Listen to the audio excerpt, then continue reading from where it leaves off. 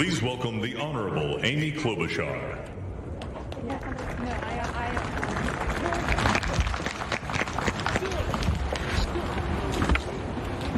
Vice President Pence, Mr. President-elect, Madam Vice President-elect, members of Congress and the judicial branch, former presidents and first ladies, vice presidents, leaders from abroad, and a whole bunch of Bidens.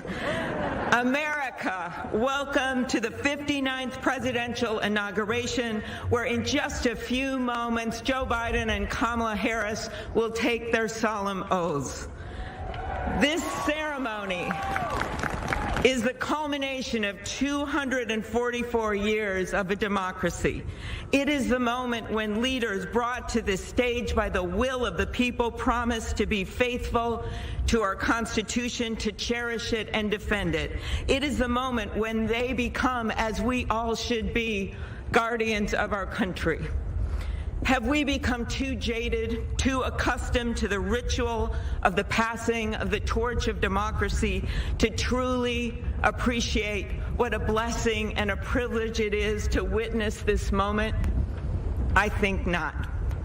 2 weeks ago, when an angry, violent mob staged an insurrection and desecrated this temple of our democracy, it awakened us to our responsibilities as Americans.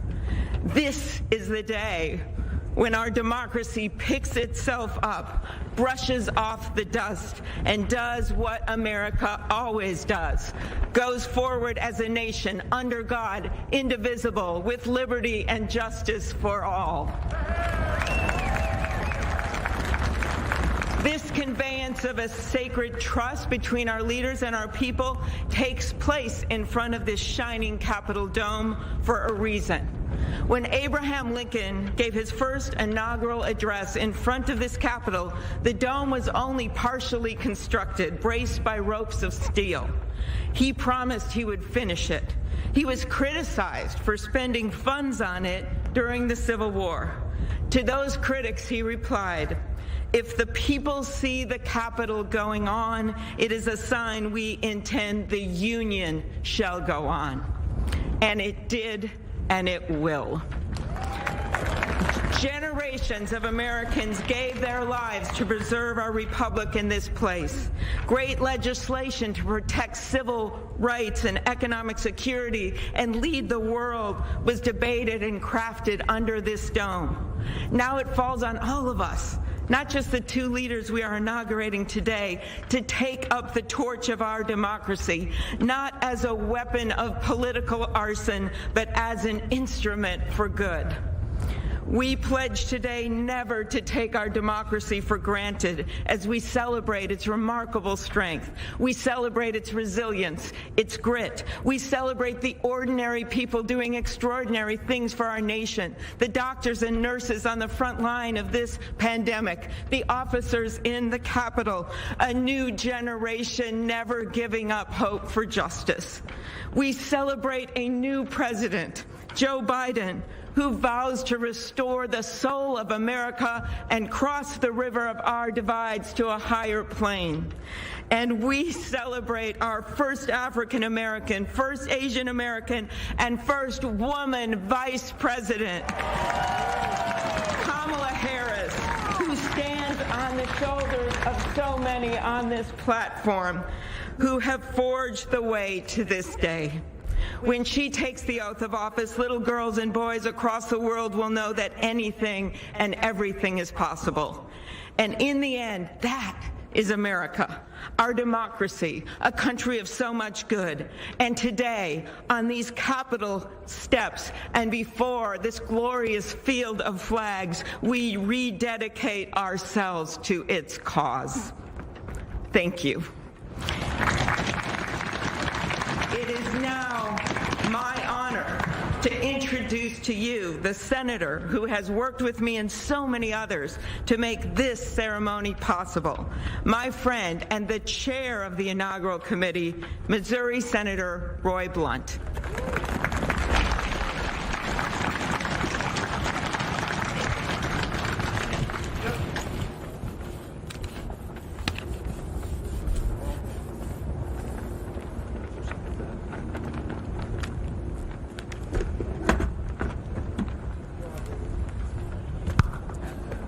Well, I should have known when Senator Klobuchar got involved, at least there'd be a touch of snow up here this morning.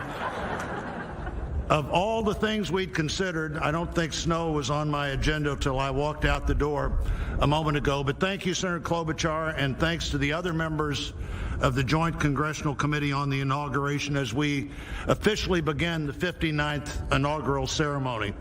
I also want to thank the Joint Committee staff and our partners, particularly our security partners, for the way they've dealt with unprecedented circumstances. When I chaired the inauguration 4 years ago, I shared President Reagan's 1981 description of this event as commonplace and miraculous.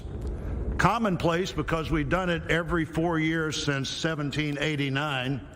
Miraculous because we've done it every 4 years since 1789.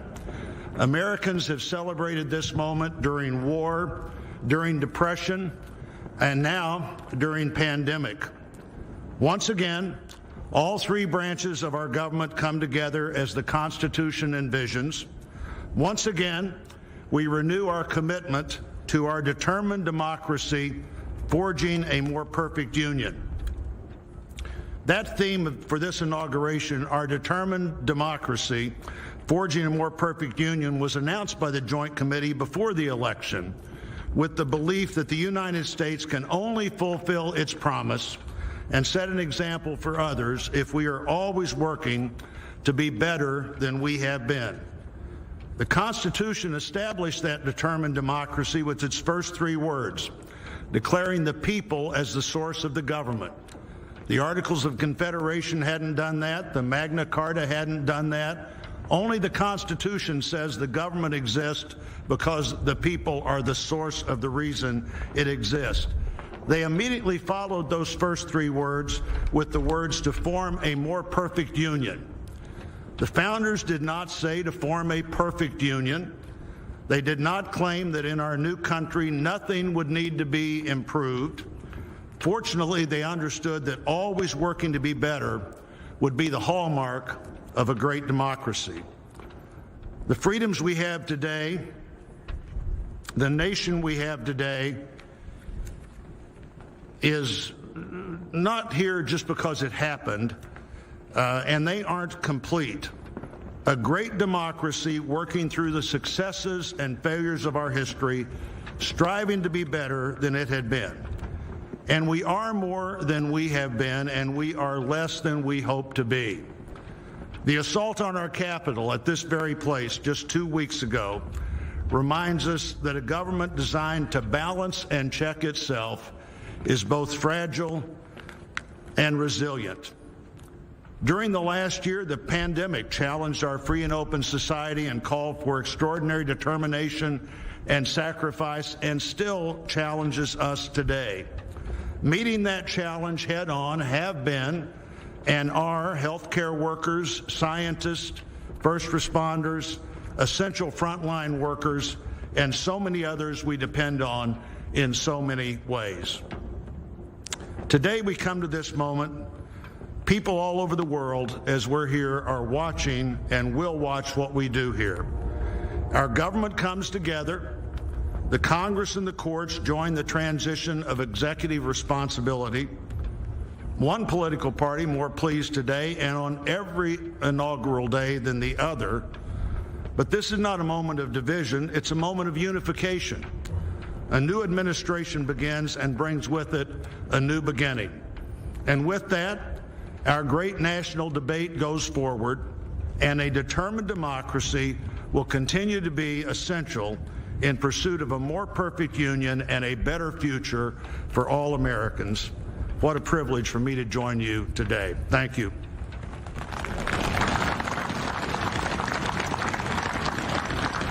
I'm pleased to call to the podium a longtime friend of the President-elect and his family, Father Leo O'Donovan, to lead us in an invocation. Please stand if you are able and remain standing for the national anthem and the pledge to our flag.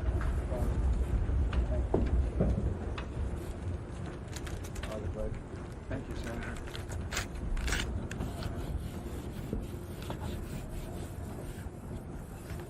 I'll have to step for me.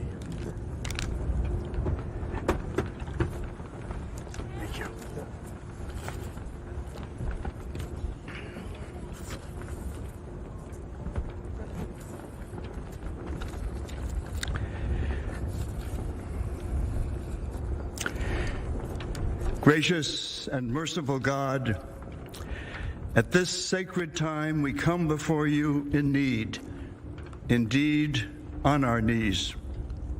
But we come still more with hope and with our eyes raised anew to the vision of a more perfect union in our land, a union of all our citizens to promote the general welfare and secure the blessings of liberty to ourselves and our posterity.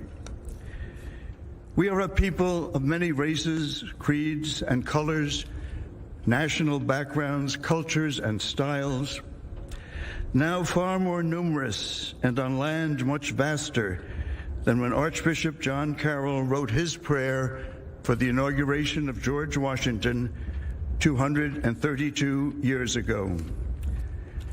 Archbishop Carroll prayed that you, O Creator of all, would assist with your Holy Spirit of counsel and fortitude the President of these United States, that his administration may be conducted in righteousness and be eminently useful to your people. Today we confess our past failures to live according to our vision of equality, inclusion, and freedom for all. Yet we resolutely commit still more now to renewing the vision, to caring for one another in word and deed, especially the least fortunate among us, and so becoming a light for the world. There is a power in each and every one of us that lives by turning to every other one of us, a thrust of the Spirit to cherish and care and stand by others, and above all, those most in need. It is called love, and its path is to give ever more of itself. Today, it is called American patriotism, born not of power and privilege, but of care for the common good, with malice toward none and with charity for all. For our new president, we beg of you the wisdom Solomon sought when he knelt before you and prayed for an understanding heart, so that I can govern your people and know the difference between right and wrong. We trust in the counsel of the letter of James. If any of you lacks wisdom, you should ask God, who gives generously to all without finding fault, and it will be given to you. Pope Francis has reminded us how important it is to dream together. By ourselves, he wrote, we risk seeing mirages, things that are not there. Dreams, on the other hand, are built together. Be with us, holy mystery of love, as we dream together. Help us under our new president to reconcile the people of our land, restore our dream and invest it with peace and justice and the joy that is the overflow of love. To the glory of your name, forever, amen.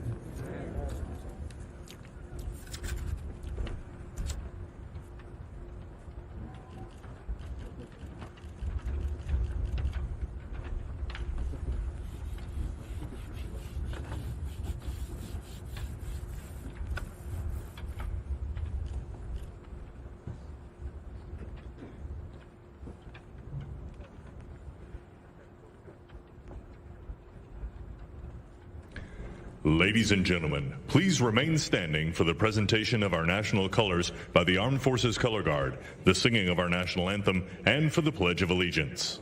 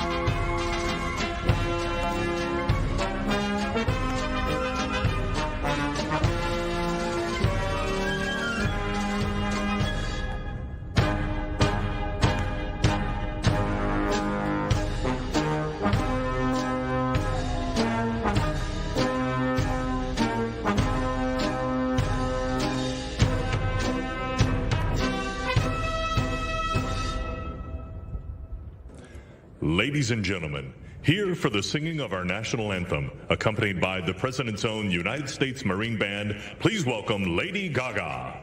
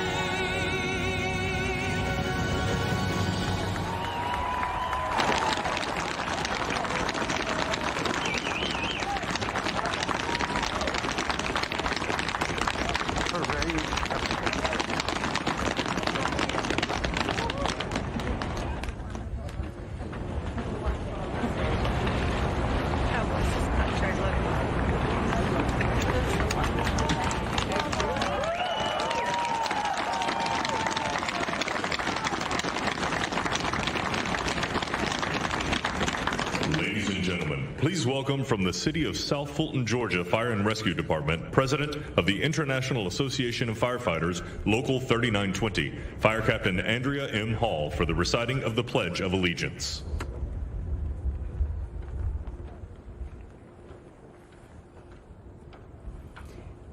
I pledge allegiance to the flag of the United States of America and to the republic for which it stands, one nation, under God, indivisible, with liberty and justice for all.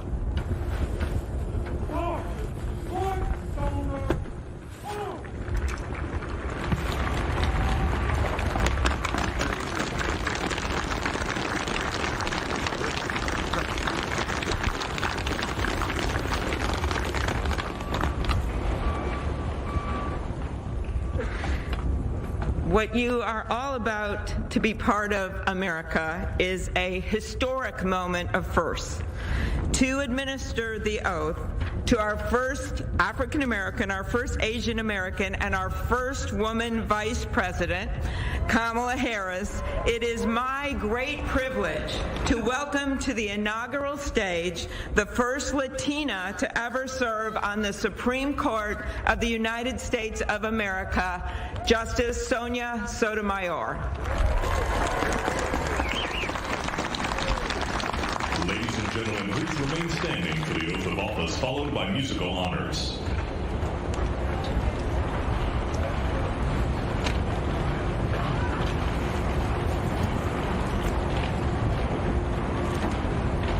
Please raise your right hand and repeat after me.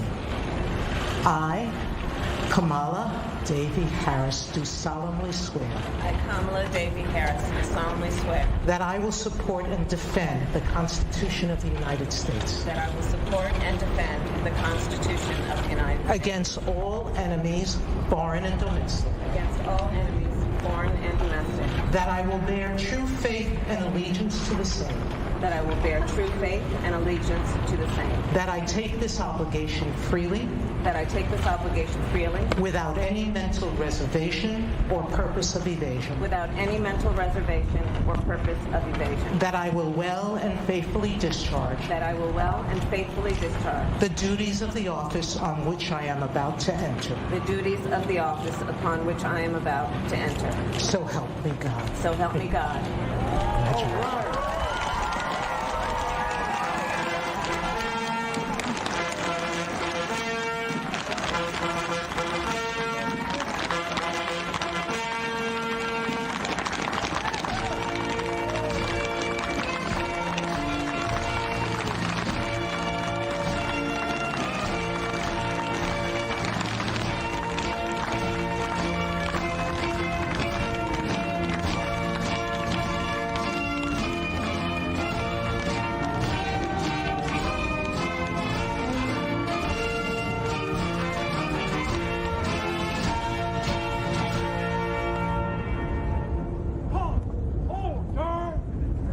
Ladies and gentlemen, please be seated.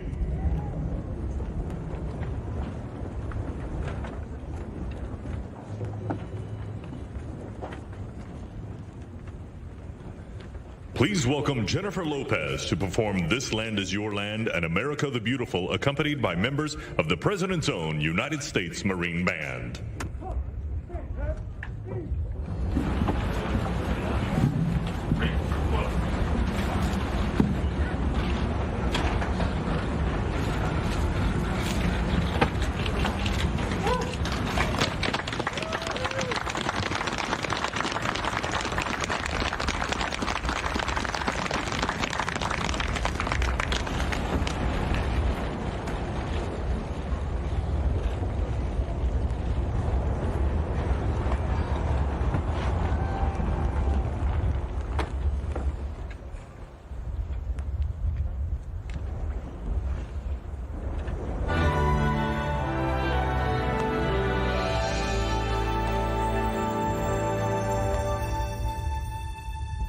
This land is your land. This land is my land. From California to the New York Islands, from the Redwood Forest to the Gulf Stream waters. This land was made for you and me. As I went walking down that ribbon of highway, I saw above me that endless skyway. I saw below me that golden valley. This land was made for you and me. Oh, this land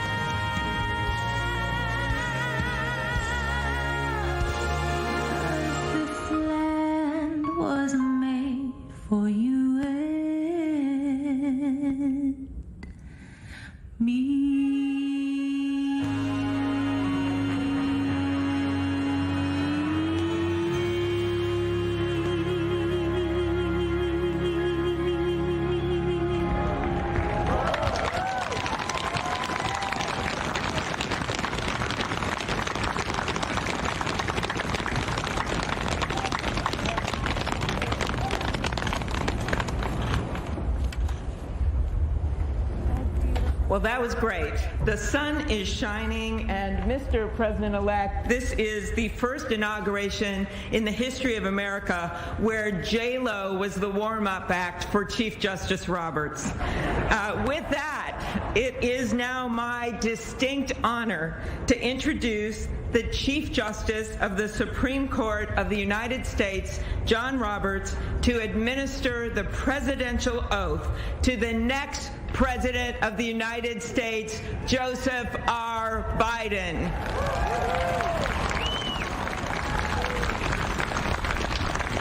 Ladies and gentlemen, please stand for the oath of office, followed by musical honors.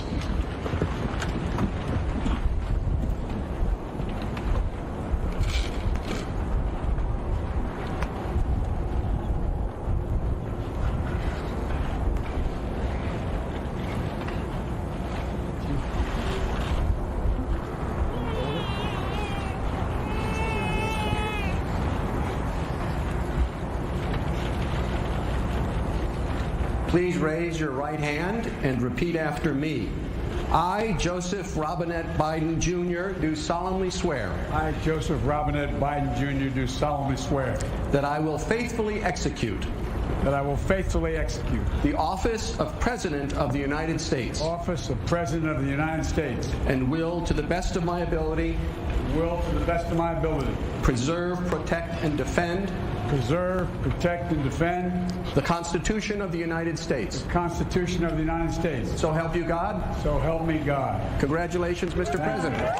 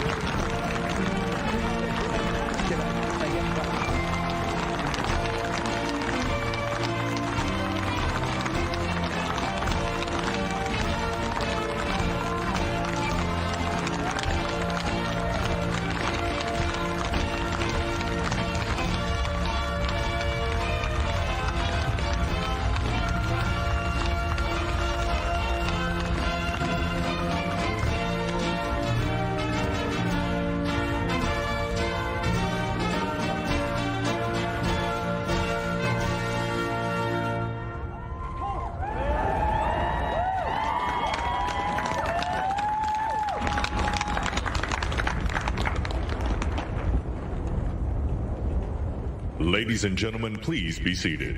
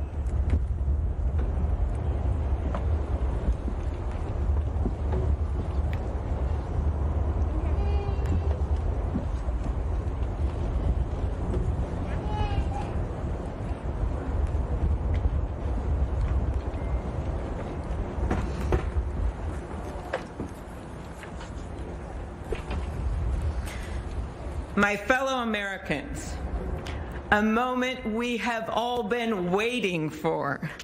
It is now my great privilege and high honor to be the first person to officially introduce the 46th President of the United States, Joseph R. Biden, Jr.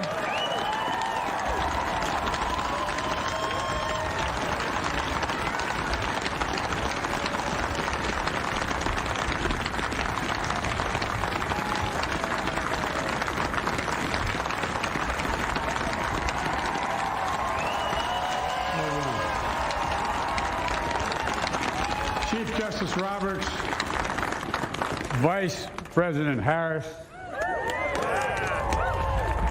Speaker Pelosi, Leader Schumer, Leader McConnell, Vice President Pence, and my distinguished guests, my fellow Americans. This is America's day.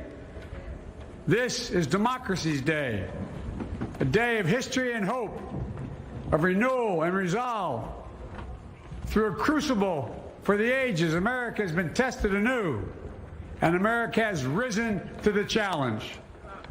Today, we celebrate the triumph not of a candidate, but of a cause, the cause of democracy.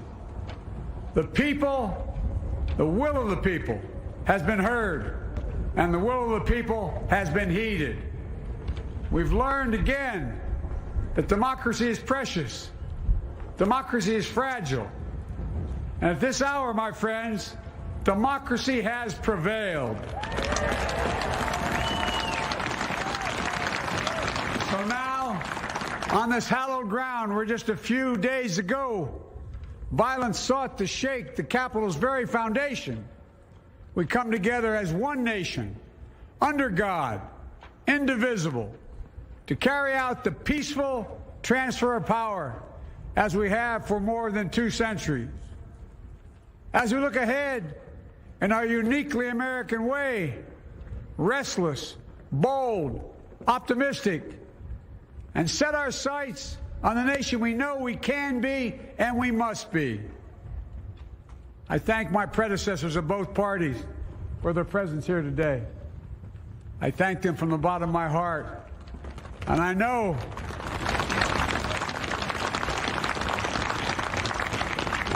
the resilience of our Constitution and the strength of our nation, as does President Carter, who I spoke with last night, who cannot be with us today, but whom we salute for his lifetime in service. I've just taken the sacred oath each of those patriots have taken, the oath first sworn by George Washington. But the American story depends not on any one of us, not on some of us, but on all of us, on we the people who seek a more perfect union. This is a great nation. We are good people. And over the centuries, through storm and strife, in peace and in war, we've come so far. But we still have far to go. We'll press forward with speed and urgency, for we have much to do in this winter of peril and significant possibilities. Much to repair, much to restore, much to heal, much to build, and much to gain. Few people in our nation's history have been more challenged or found a time more challenging or difficult than the time we're in now. Once-in-a-century virus that silently stalks the country has taken as many lives in 1 year as America lost in all of World War II. Millions of jobs have been lost. Hundreds of thousands of businesses closed. A cry for racial justice, some 400 years in the making, moves us. The dream of justice for all will be deferred no longer. A cry for survival comes from the planet itself. A cry that can't be any more desperate or any more clear. And now, a rise of political extremism, white supremacy, domestic terrorism, that we must confront and we will defeat. To overcome these challenges, to restore the soul and secure the future of America, requires so much more than words. It requires the most elusive of all things in a democracy: unity. Unity. In another January, on New Year's Day in 1863, Abraham Lincoln signed the Emancipation Proclamation. When he put pen to paper, the president said, and I quote, "If my name ever goes down into history, It'll be for this act, and my whole soul is in it. My whole soul is in it. Today, on this January day, my whole soul is in this, bringing America together, uniting our people, uniting our nation. And I ask every American to join me in this cause.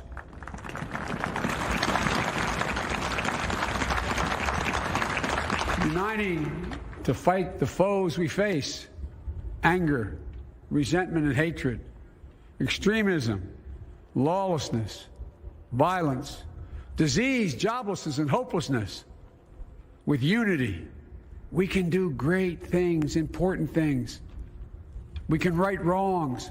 We can put people to work in good jobs. We can teach our children in safe schools. We can overcome the deadly virus. We can reward work and rebuild the middle class and make health care secure for all. We can deliver racial justice, and we can make America once again the leading force for good in the world. I know speaking of unity can sound to some like a foolish fantasy these days. I know the forces that divide us are deep and they are real. But I also know they are not new. Our history has been a constant struggle between the American ideal that we're all are created equal and the harsh, ugly reality that racism, nativism, fear, demonization have long torn us apart. The battle is perennial, and victory is never assured. Through Civil War, the Great Depression, World War, 9/11, through struggle, sacrifice, and setbacks, our better angels have always prevailed. In each of these moments, enough of us have come together to carry all of us forward. And we can do that now. History, faith, and reason show the way of unity. We can see each other not as adversaries, but as neighbors. We can treat each other with dignity and respect. We can join forces, stop the shouting, and lower the temperature.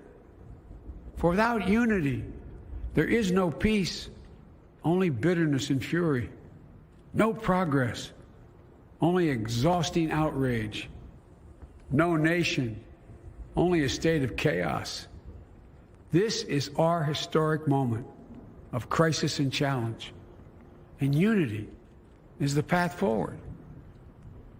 And we must meet this moment as the United States of America. If we do that, I guarantee you we will not fail. We have never, ever, ever, ever failed in America when we've acted together. And so today, at this time, in this place, let's start afresh, all of us. Let's begin to listen to one another again, hear one another, see one another, show respect to one another. Politics doesn't have to be a raging fire, destroying everything in its path. Every disagreement doesn't have to be a cause for total war. And we must reject the culture in which facts themselves are manipulated and even manufactured.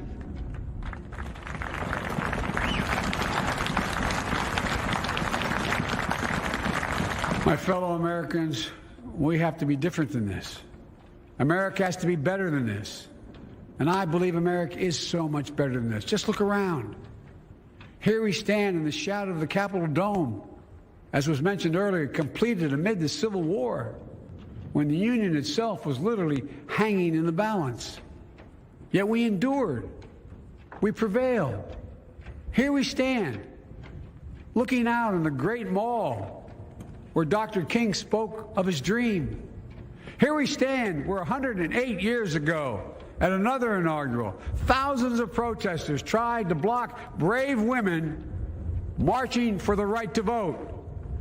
And today, we mark the swearing in of the first woman in American history elected to national office, Vice President Kamala Harris. Don't tell me things can't change. Here we stand across the Potomac from Arlington Cemetery, where heroes who gave the last full measure of devotion rest in eternal peace. And here we stand, just days after a riotous mob thought they could use violence to silence the will of the people, to stop the work of our democracy, to drive us from this sacred ground. It did not happen. It will never happen. Not today, not tomorrow, not ever. Not ever.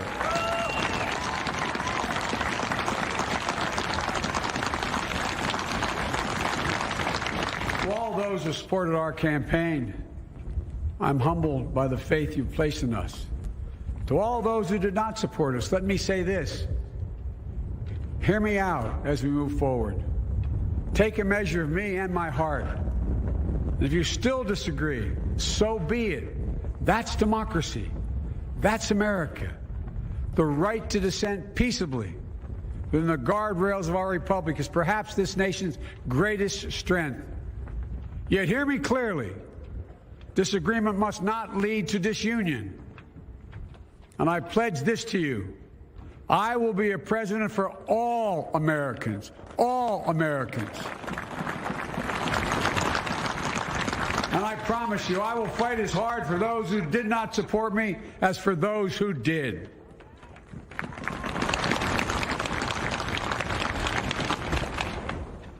Many centuries ago, St. Augustine, a saint of my church, wrote that a people was a multitude defined by the common objects of their love. Defined by the common objects of their love. What are the common objects we as Americans love that define us as Americans? I think we know. Opportunity, security, liberty, dignity, respect, honor, and yes, the truth. Recent weeks and months have taught us a painful lesson. There is truth and there are lies. Lies told for power and for profit. And each of us has a duty and a responsibility as citizens, as Americans, and especially as leaders. Leaders who have pledged to honor our Constitution and protect our nation, to defend the truth and defeat the lies. Look, I understand that many of my fellow Americans view the future with fear and trepidation. I understand they worry about their jobs. I understand.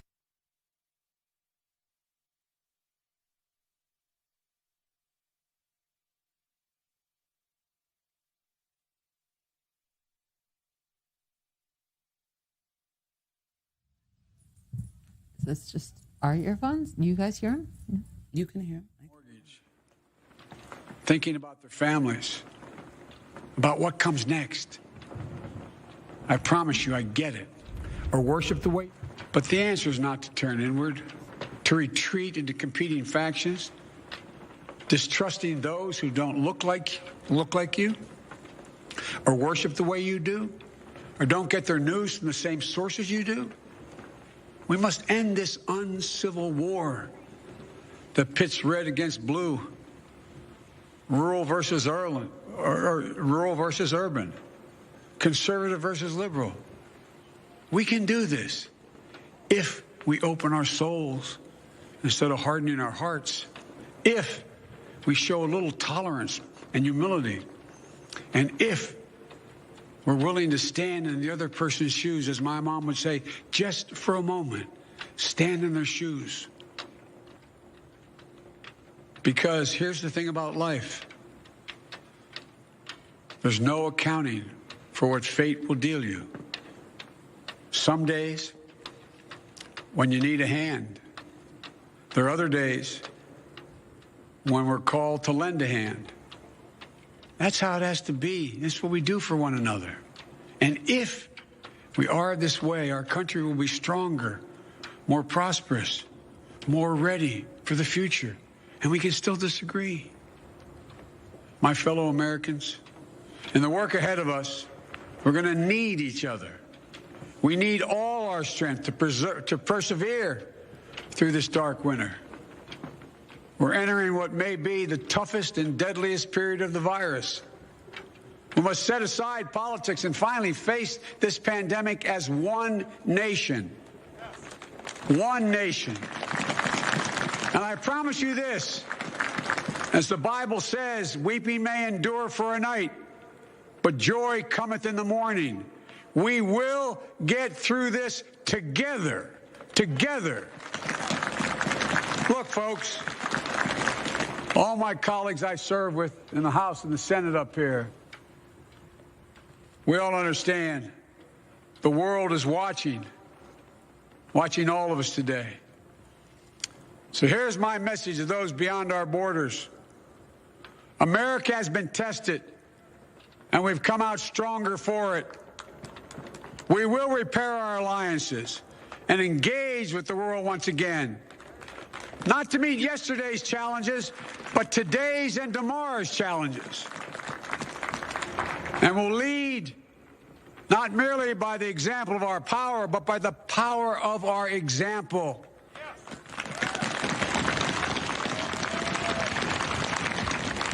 We'll be a strong and trusted partner for peace, progress, and security. Look, you all know we've been through so much in this nation. And in my first act as president, I'd like to ask you to join me in a moment of silent prayer. Remember all of those who we lost in this past year to the pandemic. Those 400,000 fellow Americans, moms, dads, husbands, wives, sons, daughters, friends, neighbors, and coworkers. We'll honor them by becoming the people and the nation we know we can and should be. So I ask you, let's say a silent prayer for those who've lost their lives and those left behind, and for our country.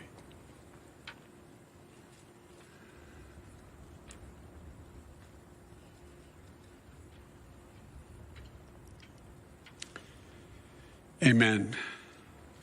Folks, this is a time of testing. We face an attack on our democracy and on truth, a raging virus, growing inequity, the sting of systemic racism, a climate in crisis, America's role in the world. Any one of these would be enough to challenge us in profound ways. But the fact is, we face them all at once, presenting this nation with one of the gravest responsibilities we've had. Now we're going to be tested. Are we going to step up, all of us? It's time for boldness, for there's so much to do. And this is certain. I promise you, we will be judged, you and I, by how we resolve these cascading crises of our era. We will rise to the occasion is the question. Will we master this rare and difficult hour? Will we meet our obligations and pass along a new and better world to our children? I believe we must. I'm sure you do as well. I believe we will. And when we do, we'll write the next great chapter in the history of the United States of America, the American story. A story that might sound something like a song that means a lot to me. It's called American Anthem. There's one verse that stands out, at least for me, and it goes like this. The work and prayers of century have brought us to this day. What shall be our legacy? What will our children say? Let me know in my heart when my days are through. America, America, I gave my best to you. Let's us add our own work and prayers to the unfolding story of our great nation. If we do this, then when our days are through, our children and our children's children will say of us, they gave their best, they did their duty, they healed a broken land. My fellow Americans, I close the day where I began, with the sacred oath. Before God and all of you, I give you my word. I will always level with you. I will defend the Constitution. I'll defend our democracy. I'll defend America. And I'll give all of you, keep everything I do in your service, thinking not of power, but of possibilities, not of personal interest, but the public good. And together we shall write an American story of hope, not fear, of unity, not division, of light, not darkness, a story of decency and dignity, love and healing, greatness and goodness. May this be the story that guides us, the story that inspires us, and the story that tells ages yet to come that we answered the call of history. We met the moment. Democracy and hope, truth and justice did not die on our watch but thrived. That America secured liberty at home and stood once again as a beacon to the world. That is what we owe our forebears, one another, and generation to follow. So, with purpose and resolve, we turn to those tasks of our time, sustained by faith, driven by conviction, and devoted to one another and the country we love with all our hearts. May God bless America, and may God protect our troops. Thank you, America.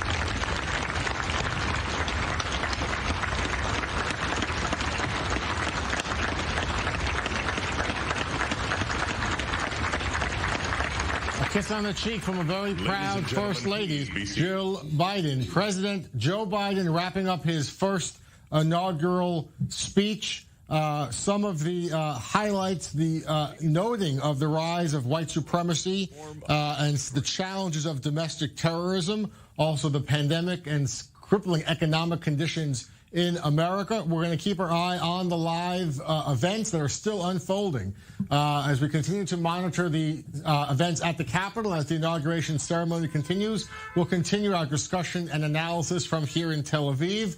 Let's go now to Mike Wagenheim, I-24 News senior U.S. correspondent. Mike, one of the lines that I wrote down of significance perhaps from the inaugural address, President Biden saying democracy is precious, democracy is fragile, and at this hour, democracy has prevailed. Do you think he was successful in achieving a united tone, his calls for unity to end the division and discord? How do you think it will be received? Is not going to be received well at first, but first Biden has to unite the executive branch, the legislative branch together. We started to see glimpses of that, at least this morning, instead of attending the farewell ceremony for U.S. President Donald Trump. Congressional leaders, including Senate Minority Leader Kevin McCarthy and the current Senate Majority Leader, soon-to-be Minority Leader Mitch McConnell, both chose instead to go to church with Joe Biden. These things tend to be fleeting. There are moments of unity. Then you go back to fundraising. You go back to press conferences, and you start to turn up the rhetoric once again. So not really sure how long that will last either. But it has to start somewhere, Jeff. And you heard now President Joe Biden saying that the uncivil war between red and blue must end. This is going to be one of the major challenges here for Biden. There are many, of course, the economy, coronavirus, climate change, he listed as well. But trying to find a way, it's not going to happen tomorrow, next week, next month, maybe at the end of 4 years, 8 years, what have you. Can't see that far into the future.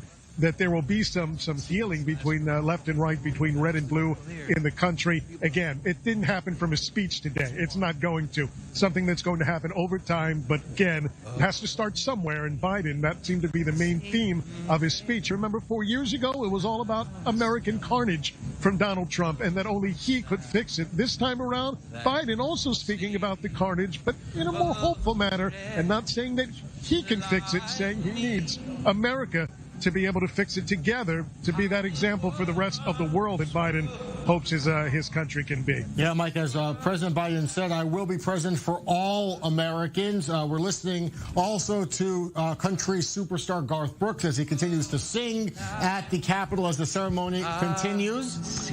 Mike, a question for you about President Biden's call for unity. He made a direct appeal to his political opponents, calling for unity and an end to division. That being said, there will be an impeachment trial in days, likely to begin in the Senate. How can there be unity when that's going on? You know, from the president's point of view, and presumably from the view of the Speaker of the House, Nancy Pelosi, and soon-to-be Majority Leader of the Senate, Chuck Schumer, what they're basically saying is you cannot have unity until you have accountability. You can't come together for the future until you faced what happened in the past. So from that is the mantra, the credo that they are going to use heading into this impeachment trial. For those like you who ask that very question, why not just move forward? Well, can't move forward until you settle the issues of the past. And it appears with all certainty that there is going to be a trial in the coming days. The Democrats will take over the Senate at about 4 o'clock, 4:30 Eastern time today after the new senators are sworn in. The bigger question is, how long does it take? Does Biden make this, the impeachment trial, one of his top agenda items, try to get it done while it's still fresh in everybody's memory, while it's still visceral, what happened in the building behind us 2 weeks ago? Or does he let it simmer for a little while, get to the larger, more urgent issues at hand, coronavirus pandemic, the cratering economy, push that impeachment trial back? Of course, he would lose the momentum. People's memories fade away very quickly, but it might do exactly what you're talking about, is give a little bit of time to get everybody on the same page and get a little bit of healing before taking on what will be a divisive Senate trial for the impeachment of Donald Trump. All right, Mike, joining us from the Capitol. Thank you so much. Let's listen for a moment to some of the poetry being read at the inauguration ceremony. When day comes, we ask ourselves, where can we find light in this never-ending shade? The loss we carry, a sea we must wade. We've braved the belly of the beast. We've learned that quiet isn't always peace. And the norms and notions of what just is isn't always just is. And yet the dawn is ours before we knew it. Somehow we do it. Somehow we've weathered and witnessed a nation that isn't broken, but simply unfinished. We, the successors of a country and a time where a skinny black girl descended from slaves and raised by a single mother can dream of becoming president, only to find herself reciting for one. And yes, we are far from polished, far from pristine, but that doesn't mean we are striving to form a union that is perfect. We are striving to forge our union with purpose, to compose a country committed to all cultures, colors, characters, and conditions of man. And so we lift our gaze not to what stands between us, but what stands before us. We close the divide because we know to put our future first, we must first put our differences aside. We lay down our arms so we can reach out our arms to one another. We seek harm to none and harmony for all. Let the globe, if nothing else, say this is true. That even as we grieved, we grew. That even as we hurt, we hoped. That even as we tired, we tried. That we'll forever be tied together, victorious. Not because we will never again know defeat, but because we will never again sow division. Scripture tells us to envision that everyone shall sit under their own vine and fig tree, and no one shall make them afraid. If we're to live up to our own time, then victory won't lie in the blade, but in all the bridges we've made. That is the promised glade, the hill we climb, if only we dare it, because being American is more than a pride we inherit. It's the past we step into and how we repair it. We've seen a force that would shatter our nation rather than share it, would destroy our country if it meant delaying democracy. And this effort very nearly succeeded. But while democracy can be periodically delayed, it can never be permanently defeated. In this truth, in this faith we trust, for while we have our eyes on the future, history has its eyes on us. This is the era of just redemption. We feared it in its inception. We did not feel prepared to be the heirs of such a terrifying hour, but within it we found the power to author a new chapter, to offer hope and laughter to ourselves. So, while once we asked, how could we possibly prevail over catastrophe? Now we assert, how could catastrophe possibly prevail over us? We will not march back to what was, but move to what shall be, a country that is bruised but whole, benevolent but bold, fierce and free. We will not be turned around or interrupted by intimidation, because we know our inaction and inertia will be the inheritance of the next generation. Our blunders become their burdens. But one thing is certain: if we merge mercy with might and might with right, then love becomes our legacy and change our children's birthright. So let us leave behind a country better than the one we were left. With every breath from my bronze-pounded chest, we will raise this wounded world into a wondrous one. We will rise from the gold-limbed hills of the West. We will rise from the wind-swept Northeast, where our forefathers first realized revolution. We will rise from the lake-rimmed cities of the Midwestern states. We will rise from the sun-baked South. We will rebuild, reconcile, and recover in every known nook of our nation, in every corner called our country. Our people, diverse and beautiful, will emerge battered and beautiful. When day comes, we step out of the shade, aflame and unafraid. The new dawn blooms as we free it. For there is always light, if only we're brave enough to see it, if only we're brave enough to be it.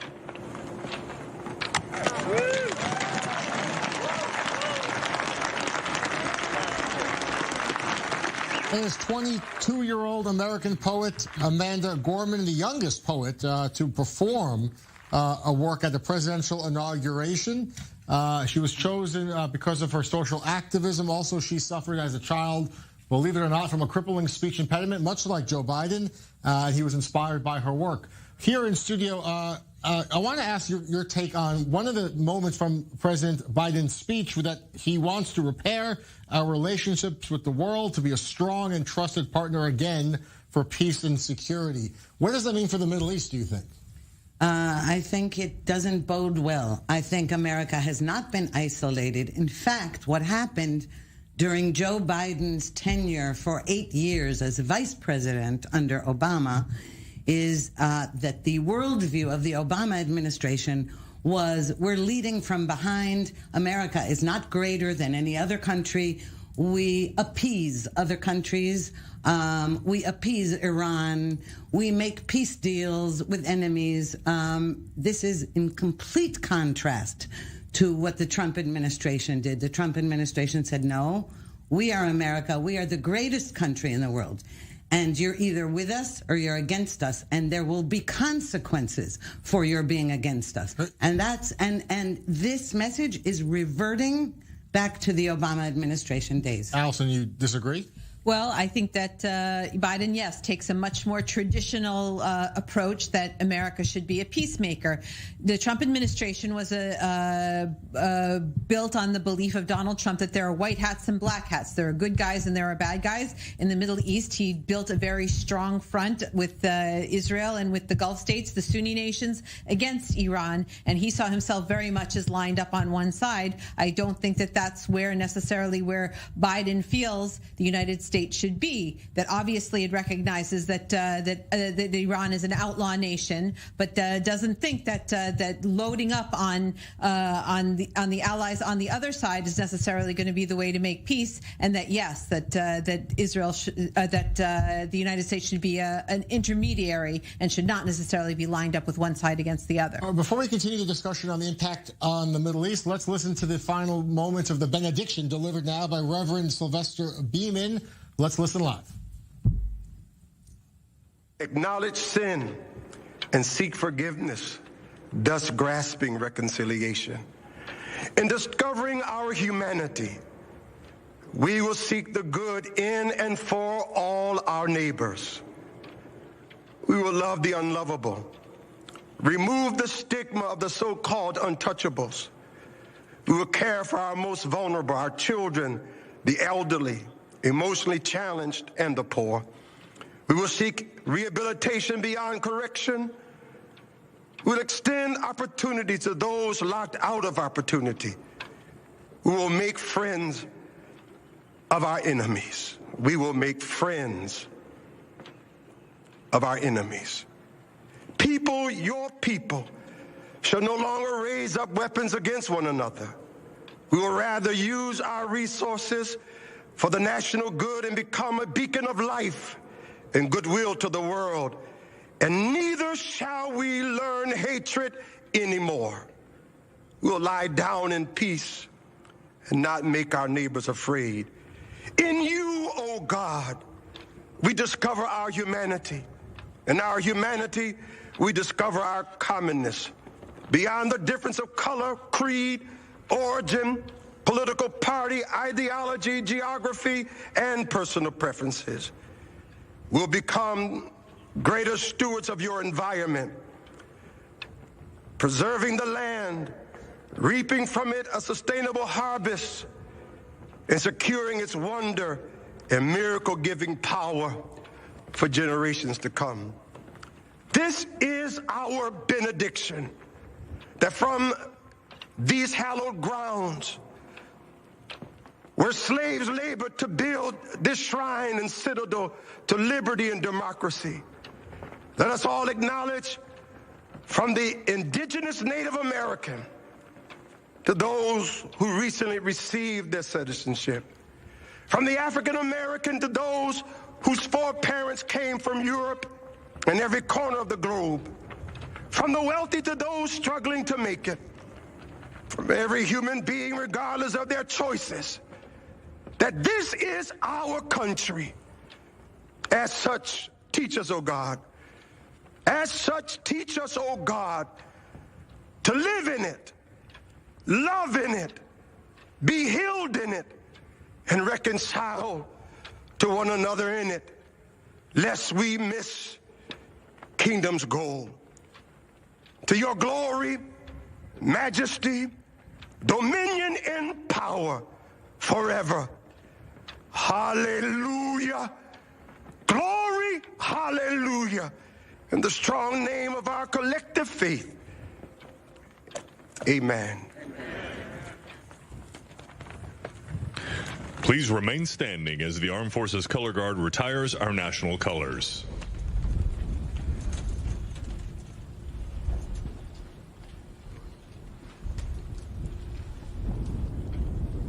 Oh, keep our eye on the live events. They are wrapping up now. This is the tail end of the inauguration. Let's listen for a few seconds of the Armed Forces Marching Band. The beautiful music here being played as the Color Guard is retired. We'll just listen live for just a moment here as we continue our discussion.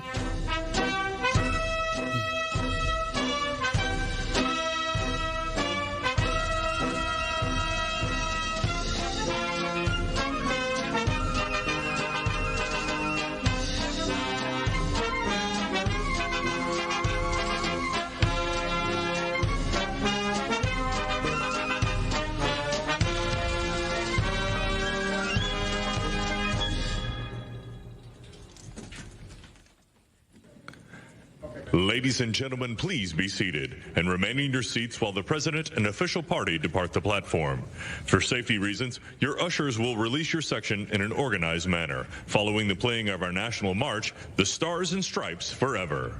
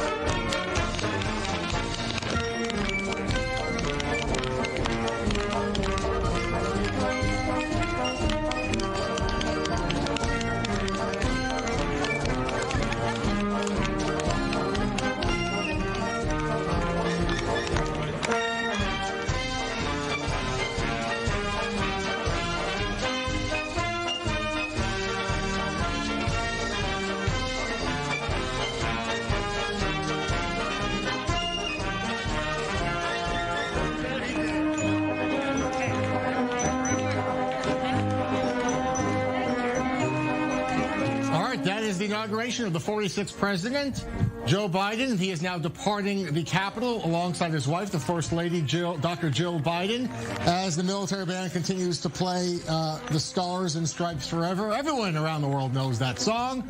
It's beloved around the world. It is the official march of the United States, John Philip Sousa's famous march, and it's being played right now as everyone leaves after this emotional, historic day.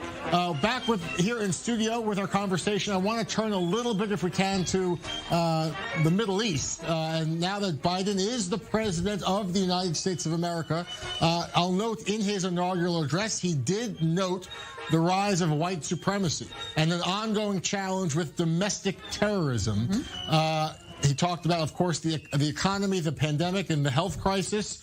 Did not mention Iran or foreign policy at all in his address. This is an inaugural address. That being said, many people around the world, particularly here in Israel, maybe would have wanted him to note the challenge of Iran's rapidly expanding nuclear program.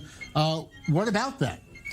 Well, the inaugural address, as you said, doesn't tend to focus on foreign policy, and he did make some general statements about not just the example of our power, but the power of our example. Yeah. And I think the speech reflected the fact that the United States is going to be so consumed with its huge domestic challenges, mainly fighting COVID and rebuilding the economy, which are huge, that it isn't going to have a lot of bandwidth left for huge foreign policy, huge foreign initiatives.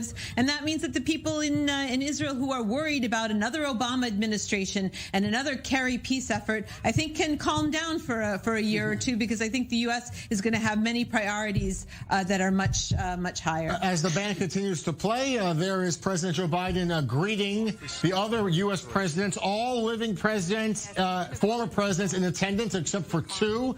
Jimmy Carter, who is not in health that permits him to attend this outdoor ceremony. Also, the other one that was not there, former President Donald Trump, who is now in Mar-a-Lago, Florida, watching this at home.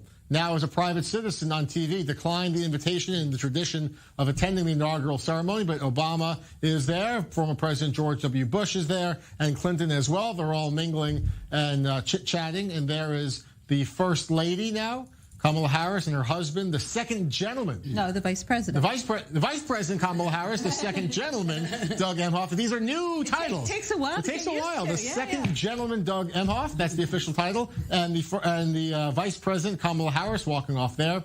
And we are seeing Obama and the other presidents mingling on the Capitol steps, but it's official now. It's over. The inauguration is complete. Ruthie, your thoughts perhaps on Biden's Mideast